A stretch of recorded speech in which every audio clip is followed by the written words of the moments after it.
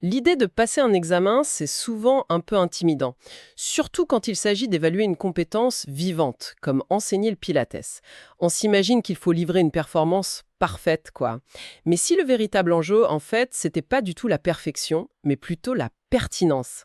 C'est la question qui va nous animer aujourd'hui. On va se plonger dans une analyse des erreurs à éviter pour l'examen d'instructeur STOD Pilates, en s'appuyant sur les réflexions très très pointues de l'experte Caroline Berger de Femini. Notre mission, c'est d'aller au-delà des fautes techniques pour décortiquer les erreurs de logique, de posture, qui font vraiment la différence entre quelqu'un qui récite et un instructeur qui comprend. On va essayer de définir ce que c'est une vraie intelligence du mouvement. Et c'est un point de départ qui est essentiel parce que la source, elle recadre tout de suite l'enjeu. On nous dit que l'examen, ce n'est pas une évaluation de performance physique, c'est une évaluation de posture professionnelle. L'examinateur, il ne cherche pas le corps d'un athlète, mais l'œil d'un pédagogue. Quelqu'un qui sait lire un corps, organiser un mouvement pour ce corps-là, le sécuriser, et surtout, le transmettre. La phrase clé, c'est vraiment ça. C'est une évaluation de compréhension et de transmission. On peut être excellent en pratique et échouer, et à l'inverse, ne pas être un grand performeur, mais réussir, parce que la cohérence de l'enseignement est là. Ah oui, cette distinction est fondamentale. Ça veut dire que le focus n'est pas sur soi, mais sur l'autre. Alors, commençons par la première grande source d'erreur, la préparation.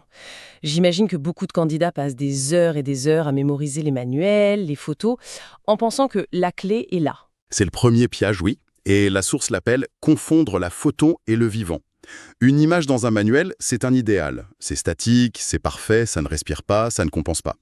Le jour de l'examen, on n'a pas une photo en face de soi. On a un corps humain, avec son histoire, sa fatigue du jour, ses tensions. Et si on s'est entraîné uniquement à reproduire l'image, le cerveau panique. Il essaye de faire coller la réalité à l'image, au lieu d'adapter l'exercice à la réalité du corps qu'il a en face. Et c'est là que naissent les corrections qui sont, inadaptées. C'est très clair. La photo est un point de départ, pas du tout une destination. Ça me fait penser à cette phrase qu'on entend parfois: «Je connais tout par cœur, les enchaînements, les noms des exercices. Je suis prêt». D'après la source, qu'est-ce qu'on répond à ça? La réponse de l'experte est une analogie vraiment puissante. C'est « tu as appris un alphabet, mais tu n'as pas appris à parler ». Connaître les exercices, c'est posséder les lettres, mais l'examen, c'est une conversation. Une conversation entre le regard de l'instructeur et le corps de la personne en face. La récitation pure, l'alphabet, ça s'effondre au premier imprévu. Et dans le vivant, l'imprévu, c'est la norme. Donc la clé, ce n'est pas de connaître la forme de l'exercice, mais d'en intégrer la logique. Quel est son but? Quelles compensations sont probables? Comment je peux le modifier pour cette personne-là maintenant? Apprendre à parler plutôt qu'à réciter. J'aime beaucoup cette image. Mais dans cette même logique de préparation, il y a une autre stratégie, un peu celle de la survie. La source mentionne les candidats qui, pour se rassurer, apprennent un tout petit répertoire. Disons 8 exercices débutants, 4 intermédiaires, mais en visant la maîtrise parfaite de cela. On pourrait se dire que c'est prudent, non? On pourrait, oui, mais c'est une erreur de calcul. L'idée, ce serait mieux vaut en faire peu mais parfaitement. Le problème, c'est que l'examen n'évalue pas la capacité à exécuter une courte liste. Il évalue la capacité à naviguer dans une méthode. Un répertoire aussi limité, c'est comme partir en voyage avec un seul tournevis. Si on tombe sur une autre vis, on est bloqué. Si l'examinateur présente une contre-indication ou si le corps du client ne répond pas bien, le candidat n'a pas de plan B. Il se fige. Et ça donne l'impression d'un enseignement rigide, incapable de s'adapter. L'examinateur, lui, veut voir une boîte à outils bien garnie, pas une seule clé qui n'ouvre qu'une seule porte. Ce que je retiens de ce premier point, c'est que la préparation ne doit pas être une accumulation de savoir, mais le développement d'une capacité d'adaptation. Ce n'est pas que le quoi, c'est le pourquoi. Ce qui m'amène à la deuxième grande erreur, la rupture du fil logique. On commence souvent par l'analyse posturale, mais j'ai l'impression que c'est perçu comme une simple case à cocher. C'est exactement ça. Beaucoup de candidats voient ça comme un passage obligé, une formalité à expédier pour enfin passer aux vrais exercices. Or, la source insiste, c'est le socle de tout. Les repères essentiels, la relation tête-cache-bassin, la position des omoplates, tout ça ne sont pas là pour être juste vus et nommés. Ils doivent être compris pour justifier chaque choix qui va suivre. L'erreur majeure, c'est ce que l'expert appelle l'analyse décorative. On utilise un vocabulaire technique impressionnant pour décrire une épaule haute ou un bassin antéversé, mais cette observation n'a aucune influence sur le premier exercice choisi. C'est une observation stérile, un prologue sans lien avec l'histoire qui suit, quoi. D'accord, donc le fil logique, c'est de pouvoir dire j'ai observé X et c'est pour cette raison précise que je commence avec l'exercice Y. C'est aussi direct que ça. C'est exactement ça. La source le structure même de manière très simple, autour de 3 questions qui doivent s'enchaîner. La première, d'où part le corps? Ça, c'est l'analyse posturale. La deuxième, comment ce corps bouge? Ça, c'est l'analyse fonctionnelle de base, l'observation du contrôle, de la fluidité.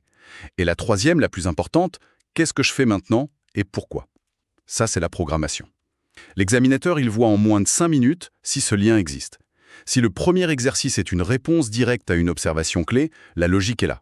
Sinon, le cours devient ce que la source appelle un collage d'exercices, une suite de mouvements, sans narration, sans intention claire. Et j'imagine que les 6 principes de base du Stott Pilates s'intègrent dans ce fil. Ils ne sont pas juste une liste à réciter en début de séance. Précisément, ils subissent le même sort que l'analyse posturale s'ils ne sont pas intégrés. La source les décrit non pas comme une poésie à réciter, mais comme des filtres de qualité. Ils doivent être incarnés, visibles dans chaque aspect de la séance, dans la préparation du matériel, dans le rythme de la parole, dans le timing du mouvement et surtout dans les corrections. L'erreur typique, c'est de les citer au début, puis de les abandonner, ou pire, de les utiliser comme des slogans vides. Dire « engagez votre powerhouse ». Ça ne veut rien dire si on ne vérifie pas la compréhension, si on ne donne pas une image, une sensation. C'est une injonction, pas un enseignement. C'est ça, les principes doivent être des outils pédagogiques vivants, à chaque instant. Tout ce que tu décris sur le fil logique et les principes, ça me fait penser que les erreurs les plus pénalisantes ne sont peut-être pas celles qu'on voit dans les manuels. C'est des choses plus subtiles comme le rythme, la manière de corriger. La source en parle. Absolument. Et c'est la troisième grande catégorie et peut-être la plus révélatrice. La source les appelle les fautes invisibles, car elles ne concernent pas l'exécution d'un exercice, mais tout ce qui se passe autour. Elles révèlent la maturité de l'enseignant. La première, c'est de négliger le setup, l'installation. C'est décrit comme l'examen dans l'examen. Attends, l'examen dans l'examen, c'est une idée puissante ça. On pense que l'examen commence avec le premier mouvement, mais en réalité, il commence au moment où on installe la personne sur la machine. Exactement. Et une installation imprécise, en appui-tête mal réglé, un bassin pas tout à fait neutre, tout ça, ça crée des compensations en cascade. Et le candidat va ensuite s'épuiser à vouloir les corriger pendant tout l'exercice. Un bon setup, ça prévient 80% des problèmes. La deuxième faute invisible, c'est la gestion du rythme. Un candidat stressé a tendance à accélérer. Il parle trop vite, il enchaîne les mouvements sans laisser au corps de l'autre le temps d'intégrer. La transmission, ça demande du silence, des pauses, le temps de sentir. J'ai déjà vu une candidate qui, sous l'effet du stress, parlait tellement vite que son client n'avait même pas le temps de finir sa première respiration avant la consigne suivante. Ah oui, Le mouvement était là, mais l'intégration était totalement absente. ça me parle beaucoup ça. Le silence comme outil pédagogique. Et la troisième erreur invisible, c'est la qualité des corrections. L'erreur, c'est de rester sur des corrections en surface. Par exemple, voir une épaule qui monte et dire « baisse ton épaule ». Ça, c'est un ordre. Une correction causale plus profonde, elle va s'intéresser à la raison pour laquelle l'épaule monte. L'enseignant pourrait alors dire « sens ton omoplate glisser le long de ta colonne, comme si elle fondait vers ta poche arrière en expirant ». Ah oui, la différence est énorme. Le premier est un ordre qui crée souvent plus de tension. Le second, c'est une sensation qui réorganise le corps de l'intérieur. Ça change la stratégie du corps, pas juste son apparence. Et la dernière de ces fautes invisibles. C'est l'oubli du retour. La phase excentrique du mouvement, le contrôle pour revenir à la position de départ. C'est énormément observé par les examinateurs. Beaucoup de candidats se concentrent sur la phase aller, l'effort, et laissent le retour se faire avec l'élan ou la gravité. Or, maîtriser le retour, ça montre une compréhension bien plus profonde de la méthode. C'est la différence entre la simple production d'un mouvement et la véritable maîtrise en fait. Tout à fait. C'est le cœur du sujet. Et toutes ces erreurs invisibles semblent pointer vers une différence fondamentale entre simplement montrer un exercice et véritablement l'enseigner. C'est exactement ça. Montrer, c'est faire l'exercice soi-même. C'est une démonstration. Enseigner, c'est transformer la compréhension et l'organisation corporelle de l'autre. Pour ça, le langage est un outil de précision chirurgicale.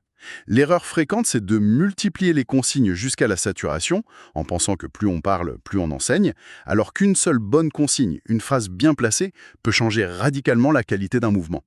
Il ne s'agit pas de parler beaucoup, mais de parler juste. Et comment le stress impacte cette capacité à parler juste? Le stress, selon la source, il provoque 2 réactions opposées, mais tout aussi problématiques. D'un côté, la rigidité. Le candidat s'accroche à son plan, à son protocole, et il devient sourd au corps qu'il a en face. Il déroule son cours, quoi qu'il arrive. Je me souviens de mon propre examen, j'étais tellement focus sur mon plan que j'ai failli ne pas voir comment mon client commençait à avoir une crampe. C'est ça le piège de la rigidité. Et de l'autre côté, il y a la dispersion. Le candidat voit tout, veut tout corriger en même temps, il passe d'une correction sur le pied à une sur la tête, puis sur la respiration, et il perd l'essentiel. L'erreur fondamentale dans les deux cas, c'est de vouloir tout corriger. La pédagogie, c'est l'art de hiérarchiser. On corrige d'abord ce qui sécurise, puis ce qui organise, et enfin le détail. Alors, que faire de tout ça? Cette section se conclut sur 2 phrases que la source présente comme des mantras. La première, « Fais moins, mais fais juste ». Et la seconde, « Ton rôle n'est pas d'impressionner, ton rôle est d'éclairer ». L'examen, finalement, il valoriserait la simplicité solide. Si on résume, les erreurs les plus pénalisantes ne sont pas celles qu'on imagine, ce ne sont pas des fautes techniques du candidat, mais bien des erreurs de logique, d'écoute et de posture d'enseignant. L'idée centrale qui se dégage, c'est d'éviter la superficialité sous toutes ses formes. La photo qu'on imite, la récitation, l'analyse décorative. Absolument. Et si on connecte ça à une vision plus large, la source conclut en opposant 2 postures intérieures. Il faut réussir à dépasser l'ego qui veut réussir l'examen à tout prix pour adopter la posture du professionnel qui, lui, veut enseigner juste. C'est un changement de perspective fondamental. Et cette posture intérieure, le calme, la gestion de sa propre respiration, la manière de gérer une erreur sans paniquer, c'est une compétence qui se voit et qui s'évalue. Ça transparaît dans la manière de poser les mains, de regarder le client, de gérer un imprévu.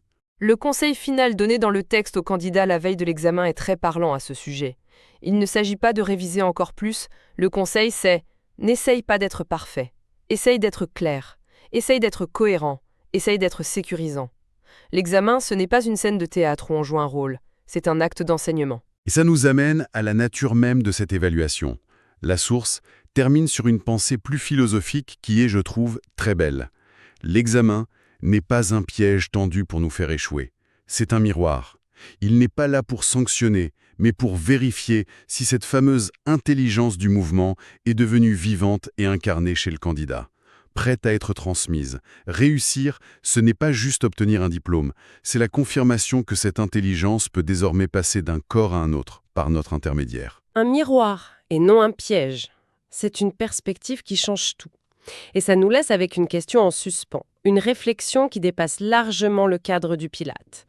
Dans n'importe quel domaine où l'on cherche à maîtriser une compétence, comment est-ce qu'on distingue l'apprentissage d'un alphabet de la capacité à tenir une conversation? Qu'est-ce qui nous indique personnellement qu'on est passé de la récitation à la véritable compréhension?